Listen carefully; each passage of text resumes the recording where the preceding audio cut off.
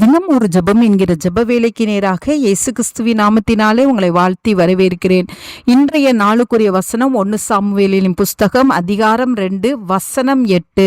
அவர் சிறியவனை புழுதியிலிருந்து எடுத்து எளியவனை குப்பையிலிருந்து உயர்த்துகிறார். அவர்களை பிரபுக்களோடு உட்காரவும் மகிமையுள்ள சிங்காசனத்தை சுதந்தரிக்கவும் பண்ணுகிறார்.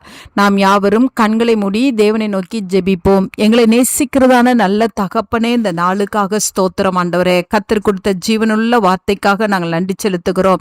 இந்த கால வேளையில நாங்கள் உம்மை துதிக்கிறோம் அப்பா, ஸ்தோத்தரிக்கிறோம் ஆண்டவரே. ஆண்டவரே, எளியவர்களையும் சிறியவர்களையும் உயர்த்துகிறவர் நீர் ஆண்டவரே. அதற்காக நன்றி செலுத்துகிறோம் ஆண்டவரே.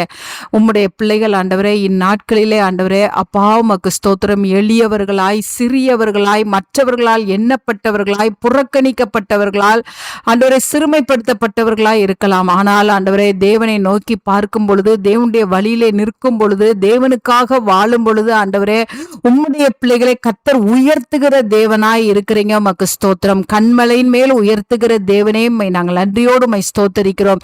யோசேப்பை உயர்த்தின தகப்பன் ஆண்டவரே, பரிசுத்தமாய் இருந்த ஆண்டவரே யோசேப்பை குழியில் இருந்து ஆண்டவரே அப்பா அந்த எகிப்து தேசத்துக்கு அதிபதியாய் மாற்றின தேவன் ஆண்டவரே. அப்பா தகப்பனாலே ஆண்டவரே மறந்து போகப்பட்ட தாவீதை ஆண்டவரே சிங்காசனத்திலே உட்கார பண்ணின தேவன் ஆண்டவரே.